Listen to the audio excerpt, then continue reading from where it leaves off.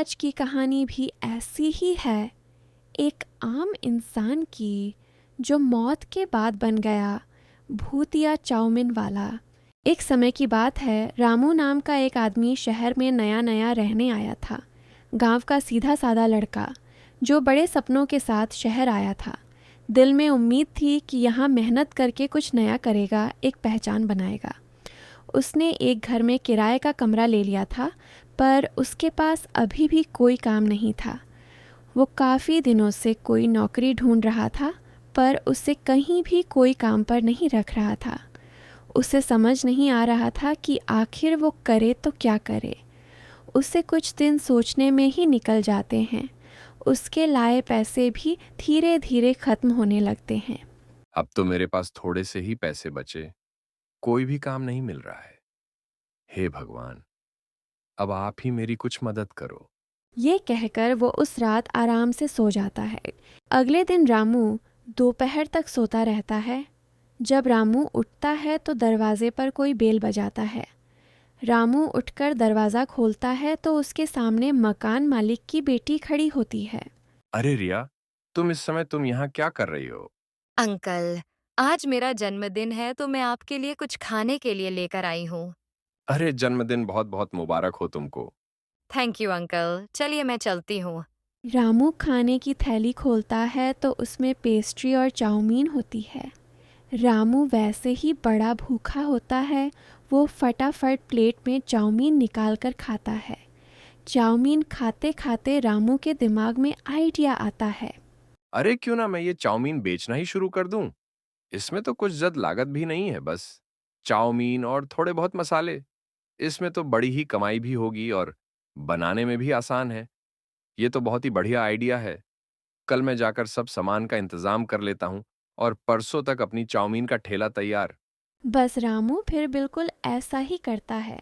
सबसे पहले वो एक पुराना ठेला खरीदता है और उसके बाद बाजार जाकर चाउमीन के पैकेट और बाकी सब सामान खरीदकर वो सब सेट कर देता है। आखिरकार मेरा काम शुरू हो ही गया। बस कल भगवान का नाम लेकर मैं अपनी चाउमीन का ठेला लगाऊंगा, खूब मेहनत करूंगा और पैसे इकट्ठे करके अपने गांव भेज दूंगा। उसके बाद माँ और बाबूजी को कोई भी दिक्कत नहीं होगी। फिर मैं भाई सोनू की पढ़ाई और बहन रेनू की शादी भी अच्छी जगह करवा पाऊंगा। ये खुशी मन से उठता है और सब तैयारी करके निकल पड़ता है। अपना चाउमीन का ठेला लेकर चौक पर जाकर वो एक कोने में अब अपना ठेला खड़ा कर लेता है। उसके बाद वो चाउमीन बनाना शुरू कर देता है। उसी रोड पर सोनू की चाउमीन की दुकान पहले से ही होती है, पर वो दुकानदार हर चीज़ बहुत ही महंगी देता था। जब लोग रामू की चाउमीन खाने आते हैं तो वो खाते ही रह जाते हैं। सब उसकी बनाई चाउमीन की खूब तारीफ करते हैं। धीरे धीरे रामू के ठेले पर काफ़ी भीड़ जमने लगती है और सोनू की दुकान पर लोग जाना बंद कर देते हैं। इस चाउमीन के आते ही हमारी सेल बिल्कुल बंद ही हो गई है। ऐसा कैसे चलेगा मालिक? ये बहुत ही स्वादिष्ट चाउमीन बनाता है और बेचता भी बहुत कम दाम पर है, इसलिए सब उसके पास जाते हैं। तुझे कैसे पता कि स्वादिष्ट चाउमीन है? वो बस आस पड़ोस के लोग बता रहे थे। मैंने कभी इसकी चाउमीन खाकर नहीं देखी। जो भी है, इसका काम बंद तो करना ही पड़ेगा। सोनू एक दिन रामू के पास जाता है। वो उससे ठेला हटाने की बात करता है। देखो, ठेला जल्द से जल्द यहाँ से हटा ले, समझा? अरे भैया, आप मुझे धमकी नहीं दे सकते। धमकी तो मैंने दे दी। अब देख ले, अगर अपनी सलामती चाहता है तो ये ठेला कल से यहाँ नहीं लगना चाहिए। इतना कहकर सोनू वहाँ से चला जाता है और रामू टेंशन में आ जाता है। अभी तो मेरा काम जमा था और अभी से ये सब दिक्कत आनी शुरू हो गई। अरे भैया, कुछ ना कर पाएगा ये। आप अपना ठेला आराम से लगाओ। ऐसे लोग आपको डराएंगे क्योंकि उनकी दुकान बंद पड़ गई है। पर अगर आप डर जाओगे तो कोई भी काम नहीं कर पाओगे। हिम्मत से काम लो और कल भी अपना ठेला इसी जगह लगाना। उस लड़के की बात रामू को सही लगती है। वो अगले दिन बिना डरे उसी जगह अपना ठेला लगाता है। ये देख सोनू को बहुत गुस्सा आता है। वह अपनी दुकान से 2 नौकरों को रामू को पीटने के लिए भेजता है। दोनों रामू को पीटने पहुंच जाते हैं और उसके साथ हाथापाई करने लगते हैं। रामू को पीटते देख कुछ लोग उसे बचाने आ जाते हैं।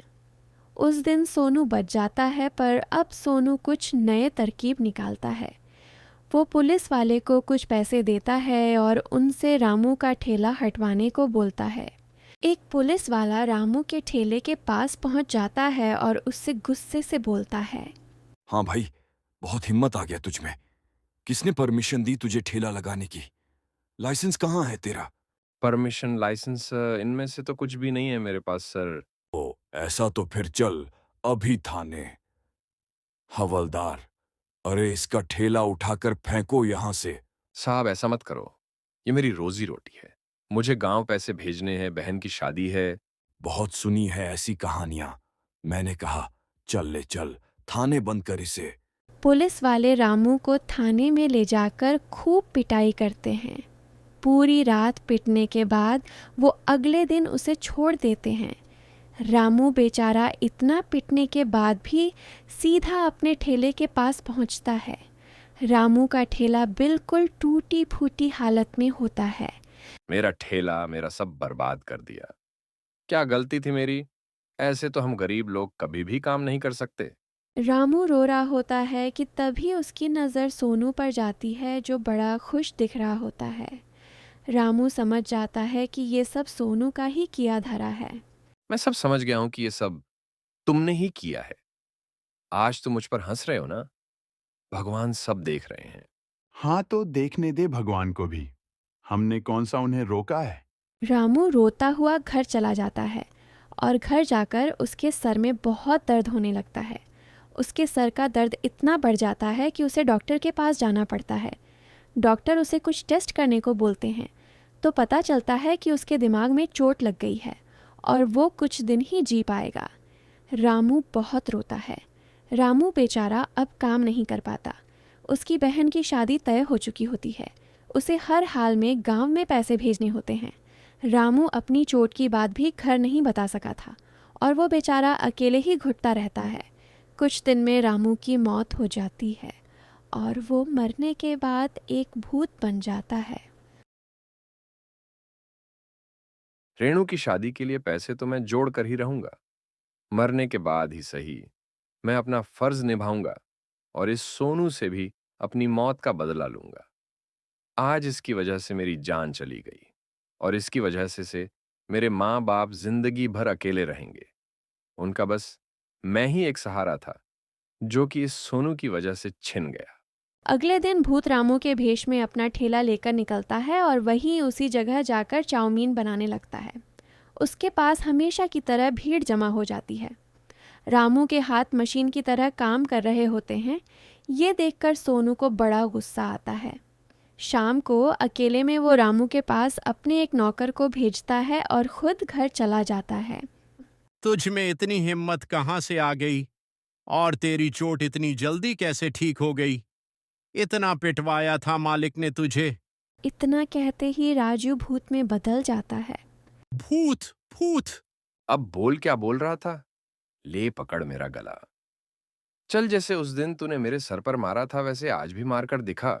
मुझे जाने दो, मुझे जाने दो। अरे अभी तो तू इतनी हिम्मत दिखा रहा था और अभी इतना डर रहा है। ऐसे मजा थोड़ी आएगा। वो मैंने मालिक के कहने पर मारा था, मुझे छोड़ दो। चल ठीक है, एक शर्त पर तुझे छोड़ दूंगा। क्या क्या? जब तक मैं मना ना करूं तब तक तुझे चाउमीन खाते रहने होगा। भूत नौकर के सामने ढेर सारी चाउमीन रख देता है। कुछ देर नौकर चाउमीन खाता है, पर फिर उसका पेट भर जाता है और उससे चाउमीन खाई नहीं जाती। भूत के डर से वो नौकर इतनी चाउमीन खा जाता है कि उसे उल्टियाँ होने लगती है। उसकी हालत बहुत बुरी हो जाती है। उसका पेट फटने को हो जाता है। भूत उसे ऐसी हालत में सड़क पर छोड़कर गायब हो जाता है। उसके बाद कुछ लोग उसे ऐसे देखते हैं और हॉस्पिटल में एडमिट कर देते हैं। अगले दिन सोनू को पता चलता है कि उसका नौकर हॉस्पिटल में है और रामू ने फिर से चाउमीन का ठेला लगा रखा है। ठेले पर पहले से भी ज़्यादा भीड़ है और उसकी खूब कमाई हो रही है। सोनू अपने दूसरे नौकर को बुलाता है और उसे भी रामू को पीटने को भेजता है। अब रात को दूसरा नौकर भी राजू के पास जाता है, पर उसके साथ भी बिल्कुल वैसा ही होता है। राजू भूत में बदल जाता है। अच्छा, तो अब तू आया है मुझे मारने, पर मरे हुए को तू दोबारा कैसे मारेगा? तुम लोगों के कारण मैं पहले ही मर चुका हूं। अब तो तुम सबकी बारी है मरने की। नहीं नहीं, मुझे जाने दो, मुझे जाने दो, मैंने कुछ नहीं किया, मुझे छोड़ दो प्लीज। भूत दूसरे नौकर को भी ऐसे ही चाउमीन पर चाउमीन खिला देता है कि उसकी भी हालत हॉस्पिटल जाने वाली हो जाती है। अब सोनू दुकान में अकेला रह जाता है। उसे समझ ही नहीं आता कि आखिर दोनों नौकर हॉस्पिटल कैसे पहुंच गए। वो दोनों से मिलने हॉस्पिटल जाता है और वहाँ उसके नौकर उसे पूरी कहानी बताते हैं। ये सुनकर कि हालत ख़राब हो जाती है। सोनू बहुत डर जाता है। वो डरते हुए अपनी दुकान पर जाता है। दूर से वो रामू को चाउमीन बनाते देखता है। कौन कह सकता है कि ये आदमी एक भूत है? कैसे हम लोगों की तरह चाउमीन बनाकर बेच रहा है? खैर, अब मुझे अपने बारे में सोचना है। मुझे जल्द से जल्द दुकान यहाँ से बेचनी होगी। कुछ ही दिन में सोनू अपनी दुकान बेचकर वहाँ से हमेशा के लिए चला जाता है। उसके बाद भूतिया चाउमीन वाला अपनी चाउमीन आराम से बेचता है और समय पर घर पैसे भी भेजता रहता है। उसकी बहन की शादी धूमधाम से हो जाती है।